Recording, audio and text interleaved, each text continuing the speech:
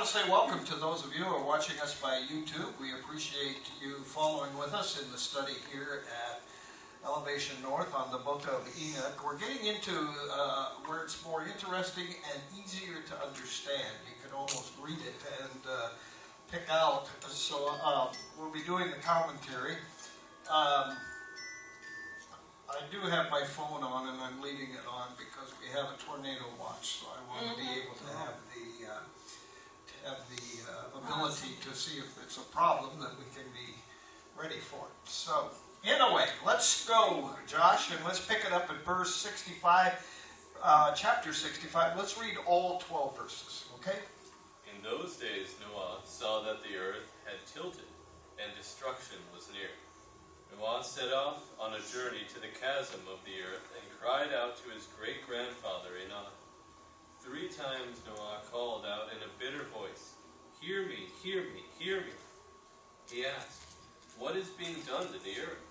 Why is the earth so shaken that I may be destroyed with it?" Immediately there was a great disturbance, and a voice was heard from heaven. I fell upon my face. My great-grandfather Enoch came and stood beside me.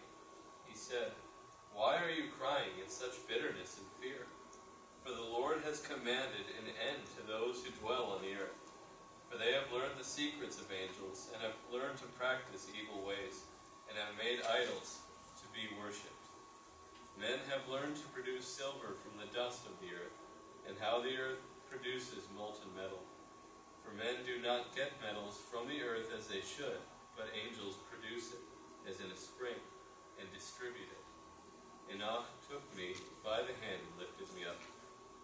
Enoch said, "Go, for I have asked the Lord of spirits about the disturbance of the earth." The Lord said to me, "I will completely judge them. They will no longer be allowed to live, for they have searched out mysteries of the earth. There will be no safe place, for they have learned secrets forbidden to them. The Lord of spirits knows that you, Noah, are pure. The Lord places you among the holy, and he has chosen you to be the forefather of people without number. From you will come many holy and righteous ones." All right, what we're beginning to see now is the flood is just about ready to happen. Remember that the rain, if it rained only, that the whole earth would have only been covered 2 to 3 inches. It wouldn't have covered everything in the earth. The abyss, which is tipping, is where Enoch had gone into. Remember, we studied all he saw in as he went in, all the stuff that he saw. Why is it tilting? It's because the abyss is full of fountains, it's full of rivers, and it's getting ready, and that pours out as well as the rain that went for 40 days and 40 nights. And Noah sets out. Now, really at this point, chapter 65 is written by Noah, and it's added to Enoch at a later date. But Noah's writing this from a first-hand account. He calls out to his great-grandfather and wants to know exactly what is going to happen. He can see everything that's going to be destroyed. He can see what was all of those things. But Noah is concerned that he's going to be wiped out with everybody else. And so because of this, he falls down prostrate, and Enoch comes as he had called for him, lifts him up and talks to him, and said, "The earth is going to be destroyed. 3 reasons. Angels revealed secrets of heaven. The people learned to practice evil ways, and the people made idols to worship." That was everything else that they did fits into one of those 3 categories. He just breaks it down into those 3 categories. Now, one of the interesting things that I thought was that he puts in here is the angels learned how to make metal. Instead of digging for the metal in the earth, they were making it out of the dust. Well, obviously, the earth makes metal. That's how we have it. It makes oil. It produces. For instance, they can pump out oil wells, and they can be empty, and they come back years later, and oil has been again formed and back into those wells. So the fact is, they knew how to make metal, and the problem was they made metal and were using it for all the evil things. They were using it for weapons to kill. They were using it to make idols to worship. And he also tells them that because they were from heaven and they're allowing and teaching humans the secrets of heaven, they got to be wiped out. And that's the end of it, and God's going to have no place for it. There's no place they can go to hide, but he assures Noah that he's going to be fine. And God said there's no place for them, but Noah, you are pure. That was the most wonderful thing that Noah could hear, is that he was a righteous man, and there's only going to be 8 literally saved. What is interesting, though, when I did some rabbit trail running on things, there are 10 other countries who write about some person in their history made a boat and survived the great flood that happened in the earth. I think what's interesting is none of it can be proven, whether that really happened. But the thing is that all of these other places have a copycat and said, "Oh, we're the father of all nations because it started here, and there was 2 people saved in this boat, and whatever, and so on." The interesting thing is, their boats were not large enough to have all the animals in it. So you go, well, how maybe 2 people got saved, but where were the animals? I mean, if everything but what was on the ark was saved, I think 2 people over here on a small boat that could have went through the great flood, where were the animals? How did they just happen to appear? So the fact is that you got to go to the biblical account, because it's the only one that can account in history to be correct, and to make sure that we had all the animals. If only Noah and his family came off the boat and there were no animals, how did the animals get here? If everything in the earth is destroyed, it has to be because they were saved. So, now we go to chapter 66, 3 short verses. After this I was shown the angels of punishment, who were ready to come and release the water which is under the earth, to come and destroy the earth. The Lord of Spirits commanded the angels not to do it yet, but to hold back the forces of water. Then I left from the presence of Enoch. Okay, now this short chapter tells us what's about to happen. Once again, we see everything is in God's timing. Nothing happens. Even though there was evil to be taken care of, it wasn't going to happen until God said, now is the time. How was that to be? Because Enoch had testified of when the flood was going to be, and his son, Methuselah, when he was told when the earth was going to be destroyed, wasn't even born yet, but he had to die before the flood. And so Methuselah lives 969 years to age. He dies the very year of the flood. Everything that God does, his timing is perfectly and for a reason. And Noah leaves Enoch and realizes that he's on his own, and he's got to take care of things from here. Okay, chapter 67. Now we're going to read all 13 verses because it'll be easier to cover. In those days the Lord came to me and said, Noah, behold, your life has been noticed by me. I have seen your love, uprightness, and a life without reproach. The angels are to help you make a wooden boat, and when they have finished that task, I will keep it safe and protect the seed of life within it. A change shall take place on the earth, so that the earth does not remain empty. I will establish your offspring, and I will scatter your offspring over the face of the earth. I will not again flood the world, but man will increase and multiply over the face of the earth. Those fallen angels that have caused this sin will be put in the burning valley that I have shown Enoch, in the west near the mountains of gold, of silver, of iron, of soft metal, and tin. I saw in that valley a great disturbance and a heaving of the waters. When all this happened, from that fiery molten metal and from the waters that were disturbed, a smell of sulfur was produced and mixed with the waters. And the valley of fire, where the fallen angels are to be bound, burned. Other valleys in that area also contained rivers of fire.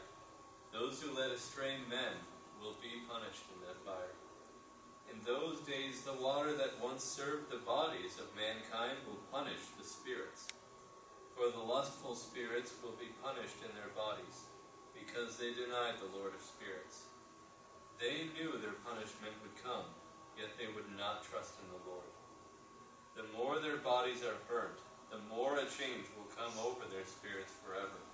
For no one will be able to speak an idle word in the presence of the Lord of spirits. Judgment will come upon them, for they yielded to the lust of their bodies, yet they denied the Lord of spirits. Those waters will undergo a change. For when the fallen angels are punished, the temperature of the waters will change. When the angels come out of those waters, the waters will become cold. I heard Michael say, "This judgment of the fallen angels is a testimony to the self-exalted men of the earth. The waters of judgment will be health to the bodies, but they do not see and believe that those waters they bathe in for healing will soon be replaced with fire that burns forever." Okay, it's a lot in this chapter, but it's very simple to break it down. First of all, we find that Noah, as first of all, God is talking about how he saw his life was above reproach, and he was informed of that. But also that I thought it was interesting that angels were going to come to help him build the ark. When you think of the thing, it's interesting because if you look at the ark, it is a football and a half long, and it is a football and a half wide. It's 3 stories, 45 feet tall. Now, if you go back and look at the cubics, which you'll find in the Bible, the cubics were differently done. A cubic is really from your elbow to the end of your longest finger, and that's how they would measure things. However, in different cultures, it was different. And in Babylonian, they just looked at it as it was totally 19.8 inches, regardless. Because you have to realize that a shorter man and a taller man, there would be a lot difference between their arm length, and so therefore there would be a difference. Now, also we find in Egypt, they had a variance in Egypt that the shortest cubic was 17.6 up to 20.5 inches. So there was that variance, 20.65 I should say. And the Hebrew cubic was from 18 inches to 20.4. And it's by the Hebrew cubic that the measurement of the ark is made, and it's measured by the shortest cubic, and that's how it comes out to the spot that it is. It's to be made of gopher wood, and I'm so disappointed because 3 times I went to my shelf to bring you, I have an eagle that is made out of the exact same wood, that not from Noah's Ark, but the same type of wood that Noah's Ark was made out of. And the Phoenicians had been using that for a long period of time to make their ships. It was easy to mold, and when they would bind the sides together, it would always be waterproof and make people inside the boat very, very safe. I thought it was interesting that he said his offspring would spread over the earth. You got to remember, Abraham isn't in the figure of human race yet. Remember, God made a covenant with Abraham and said, your offspring is going to be as the sand on the beach or the stars in the sky. But that's yet to come. But we fail to realize that all of mankind really started with Noah and his sons and their wives. There was only 8 people that carried on the population after the flood was taken. Now, God lets Noah see some things that Enoch had seen, and he's about ready to see the water come out of the abyss, and it's going to flood the earth. But there's an interesting thing here that's easier to understand if we go to John chapter 5. You remember that Jesus came to the pool of Bethsaida, and there was a man there that was lame, and how long he'd been there, he said for years and years, but the water would stir, okay? And when that water would stir, the first person that got into that pool was healed. But he couldn't get there because of his infirmities, that by the time he could get to the pool, somebody else had already been in it. So God obviously just looks at him and says, stand up and walk and you're healed. That's the same thing that we're seeing here. There's a combination that there was water that was healing. But the problem that came is he's seeing, what never ceases to amaze me. Let me just back up a minute.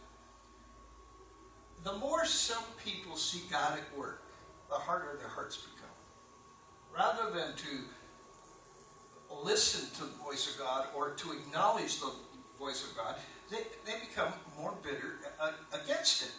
And that's exactly what we're seeing here. They had crossed the line. There was no point in which they could come back to repent. And so their hearts are becoming harder. It's too late to repent because they yielded to their own lust. And what happens is that these waters that were there were actually going to be replaced by fire. And the fire burned so bad that the metal melted. I don't know if you've ever been around any place where metal melts. It stinks.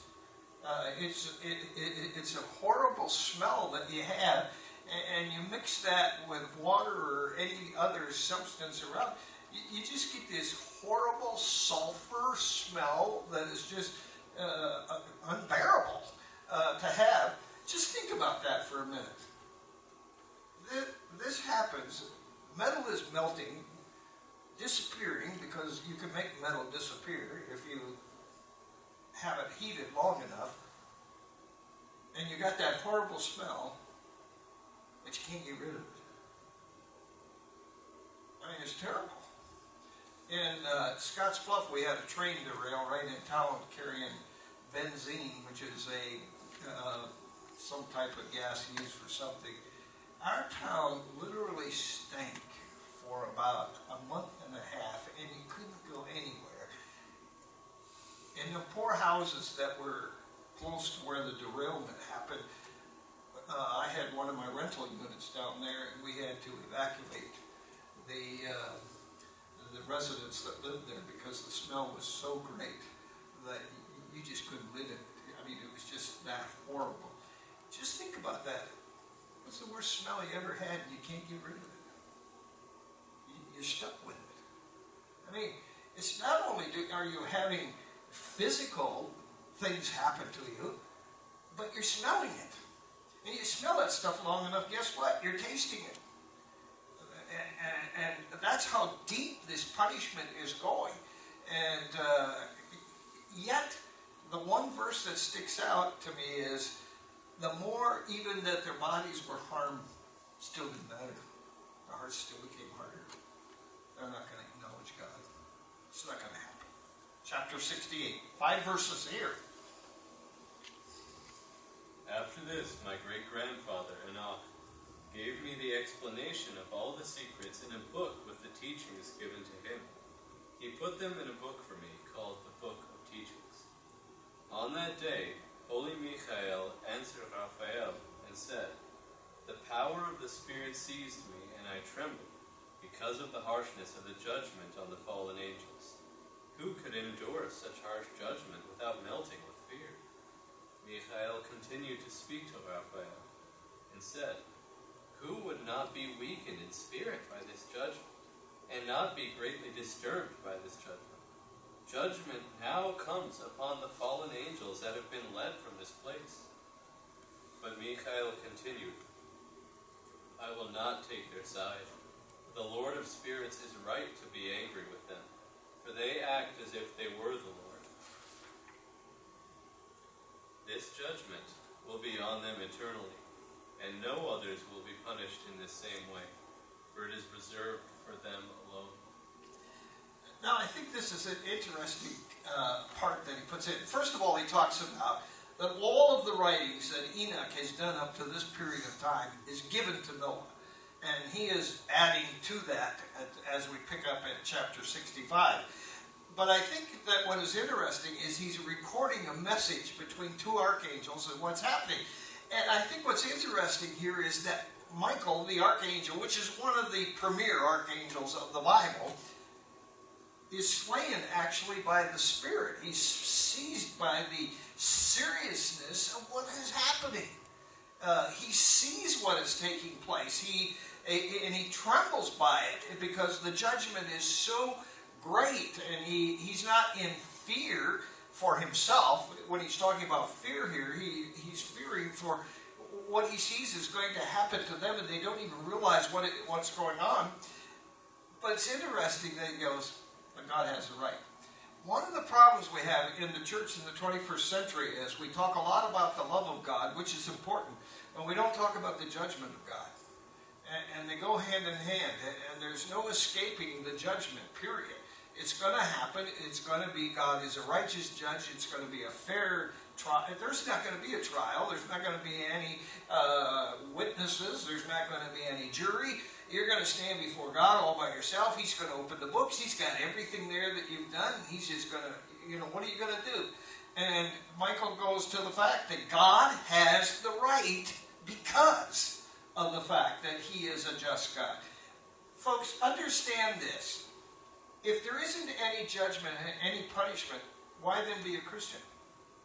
There's no need to. I mean, if everybody's going to get saved somehow or another, and we're all going to wind up into heaven, why do we waste the time reading the Bible and praying and doing all the witnessing and church and all the others? There's a reason we do that, is because we have faith in a God who is almighty. But let's also remember the fact that if we don't have that faith in who he is, then we're going to be punished, and it's going to be severe. Now, chapter 69 is a long one, so we're going to read 1 through 14. Josh, if you will, please. This judgment of the fallen angels will terrify those who dwell on the earth, for they shall see it. Behold, the leader of the fallen angels is Semgazah. The leaders of 10 are these: Orakiba, Ramiel, Kokabiel, Tamiel, Ramiel, Daniel, Ezekiel, Barakiel, Asael, Amaros, Batriel, Alenel, Zakiel, Samsiel, Sartael, Tumiel, Basasael, Turiel, Yomiel, Araziel. The other leaders of the fallen angels are these: the leader of hundreds, Yegun, who led astray the fallen angels and brought them down to the earth; Asbeel, who suggested the evil plan and led them to sin with the daughters of men; the leaders of 50, Gathriel, the one who led astray Eve and taught men to make weapons of death. And since his teaching, men have been fighting each other and will continue forever; and Nemuel, who showed men some good and some evil mysteries men were not to know yet. He taught writing with ink and paper, and caused many to go astray. For men were not to write such things as they have written in their rebellion. Men were created, as were the angels, to remain pure and righteous. And if they had, death would not have touched them. But through the knowledge of evil, death came and is still consuming my body also. Kazdai showed men the methods of fighting and striking. He taught men how to cause women to abort their children. He taught man to strike as a serpent when least expected, and to be like the evil one. Casbeel was the chief of the evil oath they swore to each other. This oath has been named after Casbeel. Casbeel even asked Michael to show him the secret name, that they could use it in the evil oath, for the fallen angels trembled in making this oath. Okay, now, don't you love all those names? No. That's why Josh reads it, not me. One of the interesting things here is now we have the list of the leaders, which you remember Enoch talked about, and the list, if we go back, will coincide with the list that Enoch had earlier. But he lists all the ones of the groups of 10, the two leaders of the 100, which they were the two primary responsible for getting these angels out. One suggested to do the evil thing, and the other one came up with the plan. What's interesting is their names mean may he arise, and the other one is the thought of God. Now you got to understand, these are angels in heaven, which are all names, so they got angelical names. The groups of four, here's their names. There are four of them in the order in which they're given. You'll get the notes so that you can have them. God has helped, the pearl before God, the furry of God, and the attentive one of God. So all of these come with these angelical names that sound like they're supposed to be what they were given in heaven, and they come to earth. And even though they have these wonderful names, may I just insert here, be careful just because somebody carries the name bishop or pastor or reverend. Just because they got that title in front of them doesn't mean that they're doing truth. It's been distorted all the way along.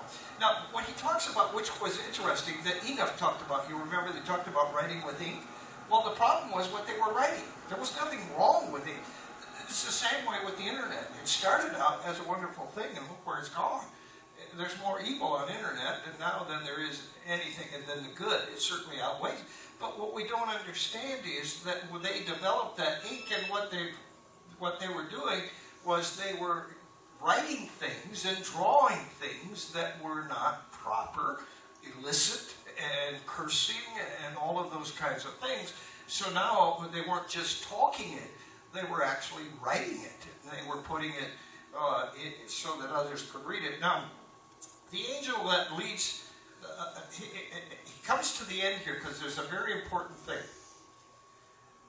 The angels make an oath, even though they're scared, because they're making this oath. I mean, they're fallen angels, but they also know who God is. But they made the oath because what they want to do is they want to get the name of Jesus so they can destroy. That's the whole thing. That's why they went to Michael. That was, when it talks about in here, the secret. That's the secret, is the Messiah. Who is the Messiah? Can we destroy that lineage? Can we destroy how he's going to come into this earth? What can we do? The evil one has been on that bench since Lucifer was kicked out of heaven, as well as these fallen angels. If we're going to stop God's plan, we have to stop the secret. Because everything in Christianity hangs on the fact that Jesus is God's very Son who gives us the redemption. And so what they're afraid of is the fact that, okay, we agree together, they're scared, but to agree, he goes to ask Michael. Why did he go to ask Michael? Because Michael is in charge of keeping secret the secret. That was one of his main jobs as an archangel. So they want to approach him. They know from heaven that he has that knowledge. So now that they're on earth and they can communicate with the archangel, they are doing everything they can to, this is a very crucial point in our study to realize that there's always been, that's what happened with Adam and Eve in the garden. We get Eve and Adam to sin, and they thought they could take care of it. Except God had another plan already in motion. Okay, now when we go to 69, and I'm not going to have you read this, Josh, because really, when you get my notes, but any of you that are reading Enoch and you come to verse 15 to 29, all there is that the definitions of who this secret is going to be. So each verse we just come down through. Men will be strong by his name. Heaven was suspended. I'm not even going to read through them because you guys can pick it all up. The deep sea, suddenly the stars breathe. I mean, everything is all hinged. He was there in the beginning of creation, was in charge with God as they made everything. But the main thing that I loved at the end is, I love this verse that he talks about. Great joy comes to those who know him. In spite of all that goes on and how tough our life is, can you imagine without God? I mean, it would be very rough. And he will sit on the throne and give out the judgment. And he who causes sin will be destroyed forever. But all these verses, that's all they do is they come down and give the definitions of who this Messiah really is that's going to come some 3,000 years later and who he's going to be. But the fact is that God's got a plan. But they went against the wrong one. Even though they're all in an oath and an agreement, they went to, even though Michael was in charge, given charge with a secret name, they weren't going to convince him of anything. I mean, if there was anything they were going to try to do, it certainly was going to fail with him. Okay, let's go to chapter 70, 1 through 4. After that, while yet living, I, Enoch, was lifted up from the earth, and taken to the presence of the Son of Man, and of the Lord of Spirits. I, Enoch, was lifted up on the chariots of the Spirit, and vanished from among men. From that day on I was not counted among mankind. I was taken to the place of the chosen and righteous. There I saw the first fathers, and the righteous from the beginning who dwelt in that place. Now, here's an interesting thing. Enoch never died. And he gets to go into the presence of God. Can you imagine the transformation? There's two guys in their bodily form in the very presence of God. Enoch and Elijah. And it's kind of interesting that these two guys, and they were in their body form, and he's no longer counted. When you read the account in Genesis, when he goes to heaven at this point, he's not counted as being alive. But what he sees is, you've got to understand that Enoch sees a vision. Okay? Because he is seeing those who have died, and the raptured saints will meet Jesus in the air. Body and soul will be reunited and be with him forever. Jesus hasn't even been born. He hasn't even died on the cross yet. And so to see the raptured saints coming out after the tribulation period, when God, or whenever it is that God raptures his people out, if it's pre, mid, or post-trib, when he raptures his people out, he is seeing this vision of all these people in the presence of God. But it hasn't happened yet. There's all kinds of angels around, and he's there in his bodily transformed, because he's coming back. He's going to be again on earth. But he sees how their bodies and souls reunite and live with him. When you die, your spirit immediately goes to heaven. When the rapture takes place, then our body and soul come back together, and we live in the presence of God. But know that when you are in the Spirit, your spirit goes to heaven. You're very much aware of what is going on. It's not like you are just some ghost in the corner. But our bodies come back, and all the scars that we have, they'll be there. Everybody says, no, they won't. Your body will be free. No, they won't. Jesus was resurrected, and what? He told the disciples, come up, stick your hand in my side. Look at my hands, my feet. They could still see the wounds that were there, and he was already in his resurrected body. He could go through the walls, and they didn't even know what to do with him. They thought they were seeing a ghost. It's okay. We're going to get to heaven, and it's not going to matter. Everything is going to, I don't know if I'll get to have hair. But does it matter? I mean, one thing about it, ladies, you won't have a bad hair day in heaven. There won't be any mirrors to look at, so you're going to just get up in the morning. If you go to bed, if you lay down and rest or whatever you want to do. But now notice, in 71, we're going to do verses 1 through 4, Josh, how he's taken into the throne room of God. After this I was carried to the heavens. I saw holy angels treading on flames of fire. Their garments were white. Both their faces and clothing shone like glittering snow. I saw 2 rivers of fire that glowed like hyacinth, and I fell on my face before the Lord of Spirits. Michael, one of the archangels, lifted me up by the hand and took me to show me all the secrets of mercy and righteousness to come. He is the one who showed me the secrets of heaven and the stars. Okay, I want to talk about something here that I believe is really important. Enoch's taken to the throne room, and he sees at this point God himself and all the angels, and he's looking at all of the garments and everything. It's just unbelievable, spotless. It's like going into, I always said everybody can't wait till that bride comes out with that dress. You know, it's just because of her face glowing. It's just a beautiful thing to see. But he's seeing all of these. They're treading on the flames of fire that's surrounding the throne. Nobody's going to get to God. He's got it all taken care of. There's two rivers that flow. Now, hyacinth is a flower that is, there's several colors that it can be. But it has a very, very dominant, strong odor. And so you not only see them, but they're more on a stem that goes up, and then the flower is up on the top, and it can be anywhere from 4 to 8 inches as it comes up, but it's all in multiple colors. And it's a very beautiful, beautiful plant. And here Enoch is slain in the spirit. Now I want to talk about slain in the spirit. A lot of people think that being slain in the spirit is because God's going to do something in their life. That's not always true. You need to understand that when God slays somebody in the spirit, it's because God wants to have a direct conversation with what's going on here. And some people are healed. There's, some people that put their hand on them, they're slain in the spirit. When they get up, they're healed. Some people aren't. How come?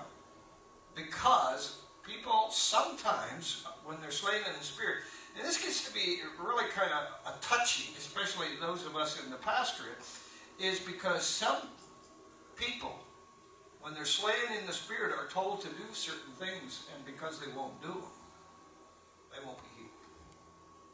Just because you're slain in the spirit doesn't mean that you're going to be healed. People, there was a time in the 70s, everybody wanted to come to some of these preachers because they barely laid a hand on it. Well, actually, they pushed you over, and you had somebody catch you, and oh, it was a big sight. You know what? I'll tell you something. When people are slain in the spirit, they fall. They don't get hurt. Never. If they are truly slain in the spirit, Michelle can verify this. She got halfway to the altar, and that's as far as she made it. Down. I want you to understand, you don't get hurt. Fake people get hurt. Fake things happen. And you need to understand in today's world, there's a lot of that fakeness going on. But we need to understand that when somebody's slain in the spirit, they're being spoken to. I remember going with John Herrera in Juan and Claudia. We went to this Spanish thing, and they wanted to introduce me to all the Spanish pastors because of this church being in our church. I have no idea what they talked about. I have no idea what went on. I felt pretty good though. They only lost me once, and that's when they started. And but I never seen so many people literally in that meeting slain in the spirit and God moved. Oh my goodness. It almost made you feel like goosebumps all over. I mean, it was just like, wow. It was just an amazing thing that took place. But I want you to know that God, in that moment, you need to understand, you're going to be required by God to do something because He did this for a purpose. And you better get it done, because if you don't get it done, you're not going to see victory. It's on God's condition. And I just want to add that in, and to those of you who are listening, is, a lot of people, they think that that's the secret. All I got to go is to some miraculous guy that can just lay his hands on and I'll be out. Well, my argument is, if you got to have people catching everybody when they fall, really? I think that when you fall, slain by the Spirit, nothing's going to happen to you. God's got you. He's just going to lay you down. You're just going to get down and you're going to be fine. You're not going to know a whole lot of what's going around you until He's done with you. And when He's done with you, it's amazing to see people that are truly slain by the Spirit, and the look on their face, and the whole thing about being as a Christian and living as a Christian. Okay, let's go through verses 5 through 13. In the highest heaven, my spirit saw in the midst of a great light something built of crystal stones. In the midst of the stones were tongues of living fire. I also saw the circle of fire surrounding that house, for from its four sides were rivers full of living fire. Around the house were seraphim, cherubim, and ophanim, and resurrected saints that stay near the throne of glory. I saw angels that could not be counted surrounding that house. I saw Michael, Raphael, Gabriel, and Phanuel, and other holy angels go in and out of that house. When Michael, Raphael, Gabriel, Phanuel, and uncountable angels came out of that house, the head of days was with them. His head was white as wool. His garments were indescribable. I fell on my face. My body melted. My spirit was transformed, and I cried loudly, blessing, praising, and exulting. My praises were pleasing to the head of days. The head of days was himself there with all those angels. Now, here's the vision he's having, is that partial, it's kind of interesting because partial of what he's seeing is reality. He's seeing God, and he's seeing the archangels, he's seeing all of that. But what he can't really catch is part of the vision is that all of these people, the resurrected saints, which haven't even happened yet, even the people that died in the Old Testament, their spirit is still in paradise. But it's interesting that he sees all of this. He can't even count the angels. Now, the seraphims were angels with 3 pairs of wings. Cherubims were kind of the normal angel, I guess, so to speak. Now, the other angel, the Ophium, Ezekiel explains it, and it's really hard. It's really interlocking wheels with multiple eyes. Now, we can't explain that. We don't understand. You got to understand that Ezekiel and Enoch, he's saying here, like as. So he can only explain it by what he knows. So when Ezekiel is explaining about these interlocking wheels with multiple eyes, what is it? Everybody's got an opinion.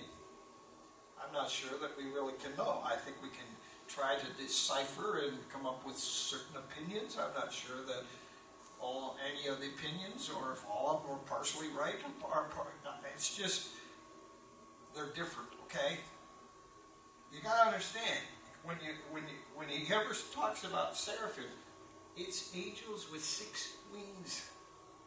Okay, so there's different kinds of angels. There's different levels. There's the archangels. There's the regular angels. There's all these people. He's seeing them come in and out of the house. What is the house? The throne room. That's where God's at.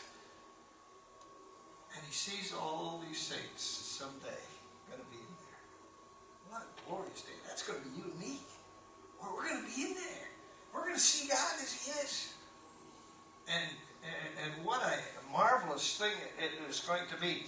Now, instead of reading chapter 71, and listen, if you need to get the book of Enoch and you want to get all of this, those of you who are listening, you can contact us on our website, or you can contact us on YouTube, or you can Facebook Debbie if you'd like. But we have all these notes, and if you read it, the rest of 71 is very explanatory. We don't have to be a giant scientist or a great theologian to figure it out.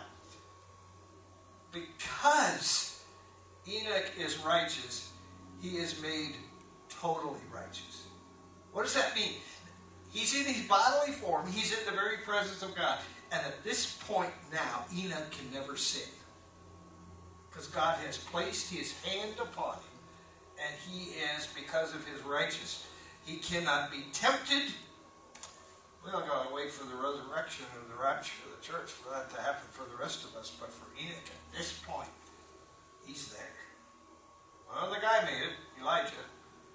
That's the only two that got to have this privilege in all of the history of mankind.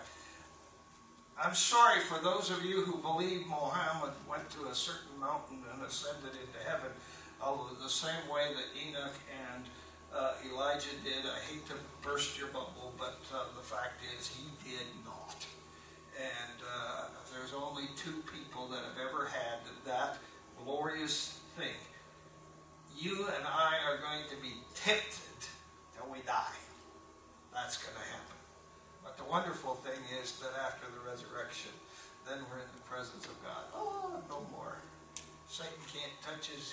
His angels can't touch us. Nobody can give us a hard time. We are in God's very own presence, now and forevermore. What a wonderful thing that is.